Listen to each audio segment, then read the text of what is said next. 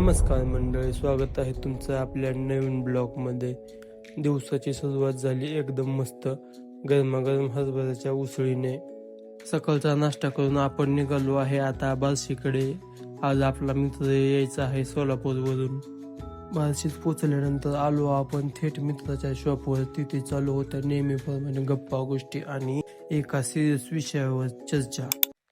थोडं रिलॅक्स व्हायचं म्हणून आलो आपण चाय सुट्टा मारला, 2 विलायची चहा घेतल्या आणि चहा आणि सायलेंट प्लेस म्हणजे परफेक्ट कॉम्बिनेशन।